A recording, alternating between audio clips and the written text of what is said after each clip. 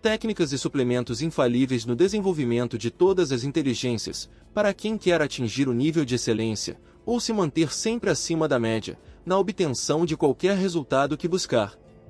Inclusive, se destacando por sua clareza em objetivos, e sem perder tempo, tomando decisões assertivas. Esse conteúdo servirá para o desenvolvimento de suas inteligências e memórias, com técnicas infalíveis. Inclusive para você ajudar a seu filho se adaptar a qualquer modelo educacional de primeiro mundo. E sobre isso, também falaremos nesse vídeo. Seu nível mental não se traduz apenas na capacidade de acumular informações, e existe diferenças entre saber muito, ou ser mais inteligente, ao mesmo tempo que adquirir e assimilar conhecimentos. Inteligências podem ser desenvolvidas e aprendidas, e isso é diferente de ter apenas um acúmulo absurdo de informações memorizadas. Lembrando que tudo que o cérebro não utilizar, será esquecido, ou ficará no subconsciente. Inteligência é mais sobre resolver problemas, e encontrar soluções inteligentes, com os melhores impactos possíveis, e em melhor tempo hábil. Seja como for, nesse vídeo você aprenderá como melhorar a sua capacidade de memorizar conteúdos aprendidos, e também a desenvolver as várias inteligências. Existem atividades que ajudam a desenvolver as inteligências elevando seu QI, acima de 100, que é a média mundial, como na subida de uma escada. E esse vídeo é para os que querem verdadeiramente chegar ao nível de excelência, ou estar sempre acima da média na obtenção de qualquer resultado que buscar. Passando por conceitos elementares, no qual a grande maioria de vocabulário pobre não sabe diferenciar. É sobre a diferença em ser bom aluno e bom estudante. O primeiro passo é aprender a estudar. E estudar é um processo ativo e individual, que se dá depois de receber a aula. E mesmo como autodidatas. E ninguém estuda ou aprende sem fazer anotações manuais. Nada de digitar. E nada de apenas ler. Ler não é estudar. Você pode sublinhar para depois resumir.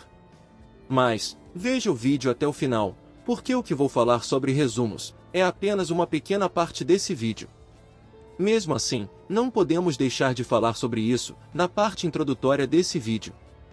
E resumir vai além de saber sintetizar as ideias de cada parágrafo, transcrevendo-o com suas próprias palavras. Muitos não sabem resumir. Para um bom resumo, faça assim. Primeiro, leia o texto completo. Antes de começar a resumir, é importante ter uma compreensão básica do texto, tendo em mente em sua primeira leitura a intenção de identificar o objetivo principal. Qual é a ideia principal ou argumento que o autor está tentando transmitir? Segundo, destaque as ideias principais, use um marcador, ou faça anotações para identificar os pontos principais do texto. Terceiro, anote os pontos-chave, faça uma lista dos pontos mais importantes que o autor expõe. Quarto, entenda a estrutura e o gênero do texto, como o autor organizou suas ideias. Você está lendo um artigo? Uma notícia? Ou um livro didático? Quinto, identifique os personagens principais. Se o texto for uma história ou artigo que envolva pessoas, identifique quem são os personagens principais. Isso pode ajudar a entender melhor o texto. Sexto, releia o texto. Às vezes, uma segunda leitura pode ajudar a identificar ideias ou pontos que você pode ter perdido na primeira vez. Sétimo, escreva uma frase de tópico. Esta deve ser uma frase que resume a ideia principal do texto. Oitavo, desenvolva o resumo. Comece a escrever o resumo, usando suas anotações e a frase de tópico como guia. Nono, use suas próprias palavras. Ao escrever o resumo, tente reescrever as ideias do autor com suas próprias palavras. Décimo, seja conciso. Um bom resumo deve ser significativamente mais curto que o texto original. 11º, evite detalhes desnecessários. Concentre-se nas ideias principais e evite incluir detalhes que não contribuam para a compreensão do texto. 12º, revise o resumo. Depois de escrever o resumo, leia-o para garantir que ele faça sentido e capture as ideias principais do texto. 13º, compare com o texto original. Certifique-se de que seu resumo reflete com precisão o texto original. 14º, peça feedback. Se possível, peça a alguém que conheça o assunto, ou o texto original, para ler seu resumo e dar feedback. 15º, faça ajustes conforme necessário. Com base no feedback, faça quaisquer ajustes necessários ao resumo. 16º, verifique a gramática e a ortografia. Antes de finalizar o resumo, verifique se há erros gramaticais ou ortográficos. 17º, releia o resumo. Depois de fazer as correções, releia o resumo para garantir que ele ainda faça sentido. 19º, e já passando para as dicas da proposta inicial desse vídeo, reflita, faça os ajustes se ainda for necessário e depois elabore perguntas e questões como se você estivesse preparando uma prova ou teste de conhecimentos para outras pessoas. Sempre escrevendo e respondendo como forma de ajudar a fixar o conteúdo. Além de ter certeza de que o conteúdo absorvido esteja devidamente atualizado, e sem desprezar informações importantes. Assim fazem os melhores oradores, professores, consultores, mentores e pessoas que são referências em qualquer assunto. Então, espero ter deixado claro a importância sobre estudar antes de qualquer coisa, sobre como aprender a fazer resumos, e praticar isso. Agora, falaremos sobre as diferenças entre ser aluno e ser estudante. Para ser aluno, basta frequentar a escola, ou assistir às aulas. O bom aluno apresenta um bom comportamento, tira boas notas e comumente é aprovado e se forma, porém sem de fato aprender. Prova disso é a absurda quantidade de analfabetos funcionais, cursando faculdades. É possível aprender ouvindo músicas instrumentais, ou músicas de idiomas desconhecidos. Nada de ouvir músicas de idiomas conhecidos enquanto se estuda. Ou ouvir músicas em volumes perturbadores.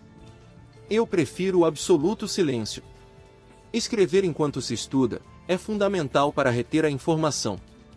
Evite ler em telas e utilizar computadores excessivamente enquanto estudar. Prefira imprimir o material pesquisado, para depois estudar. Inclusive essa metodologia está sendo resgatada nos países que são referências em educação.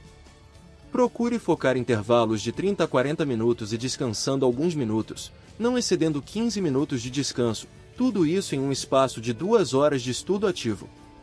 E evite o celular se esforçando ao máximo por se livrar da compulsão de olhar para a tela. A ansiedade desencadeada pelo vício em celular e redes sociais já se comprovaram como os maiores redutores de QI no mundo todo. Já é cientificamente comprovado que a concentração, foco, paciência, atenção e persistência são destruídos aos poucos pelo vício em celular.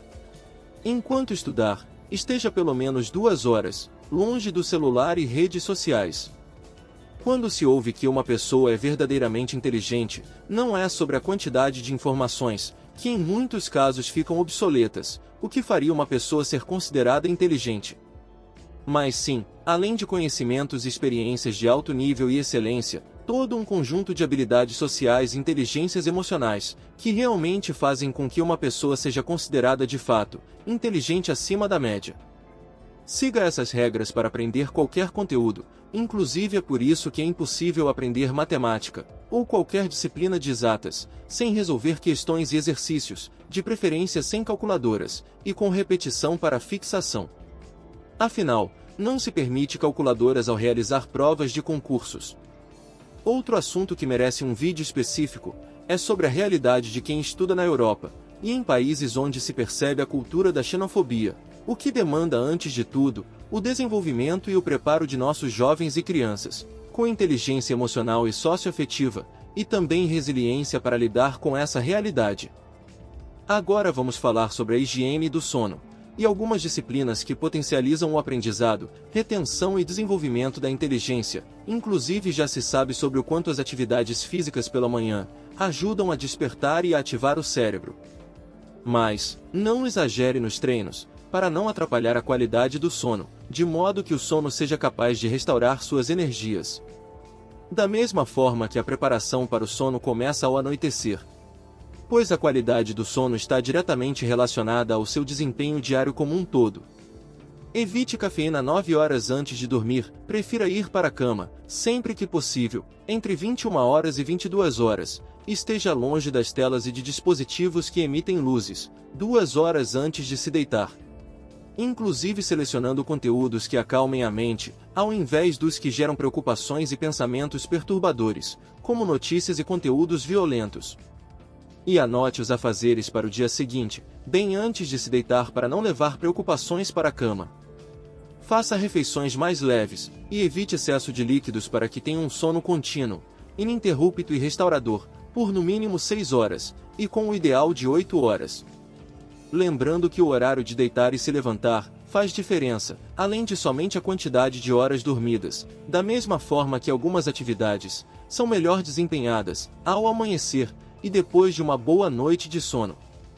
Se você acorda indisposto, é porque existem muitas coisas que você precisa fazer para melhorar a qualidade do seu sono, e nesse caso a visita ao médico é indispensável. Só use medicações em casos extremos, e se possível por curto espaço de tempo. Opte pela prática de esportes e atividades físicas diárias e regulares, já comprovadamente eficazes na melhora do desempenho cerebral, evitando açúcares adicionados, Ritalina e outros medicamentos sem a correta prescrição e acompanhamento médico. Evite frituras e qualquer coisa que com o tempo venham a prejudicar seu sistema circulatório e a perfeita oxigenação de seu cérebro. Utilize castanhas, oleaginosas, e faça o uso do óleo de coco com sabor. Ignore conteúdos que dizem que óleo de coco é prejudicial, por se tratar de gordura saturada.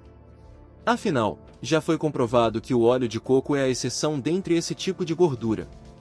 Não existe nenhum malefício no curto ou longo prazo, em relação ao uso do óleo de coco. Se alguém em algum canal ainda insiste nessas afirmações absurdas sobre o óleo de coco, é por total desconhecimento. Quanto aos suplementos, não vou entrar em detalhes sobre marcas ou modo de utilizar, ou ainda sobre quem pode ou não utilizar o que. Mesmo porque, já existem inúmeros canais que tratam desses assuntos, como também quanto ao correto uso de ervas e chás medicinais, aqui na plataforma. E sim, eu faço uso de diversos tipos de chás com moderação e sabedoria, e faço visitas semestrais ao meu médico, para acompanhar meus níveis hormonais e saúde como um todo. Segue uma relação de suplementos que funcionaram para potencializar meu desenvolvimento e aprendizado. Bacopa Monieri, excelente para a memória. Clorela, eu recomendo para as crianças e adolescentes. Ômega 3, glutamina e qualquer suplemento e chás que ajudem a regular o funcionamento do intestino, e a regular a flora intestinal, pois se seu intestino funcionar mal, você terá prejuízos no desempenho. Muitos hormônios e neurotransmissores responsáveis pela saúde e funcionamento de seu cérebro são produzidos ali. Magnésio treonato, colina, GABA, taurina, rhodiola rósea, ashwagandha, L-teanina, ácido fólico, vitamina D3 e K2, vitaminas B12 e B6, creatina, ginseng panax e ginkgo biloba fazem parte de meus prediletos. Ginseng, utilizo dia sim, dia não. Alterno o uso de ginseng e ginkgo biloba. E uma última dica muito boa, é anotar seus pequenos objetivos e compromissos com datas para a conclusão.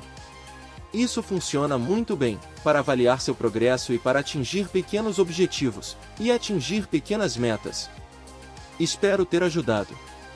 Repasse esse conteúdo a todas as pessoas que você ama, e que você quer ver se desenvolver. Acompanhe ao conteúdo do blog. Agradecemos por merecer seu tempo e atenção até o final desse vídeo. Deixem seus comentários, curtam e inscrevam-se, para que esse conteúdo seja recomendado pela plataforma. Muito obrigado e até o próximo vídeo.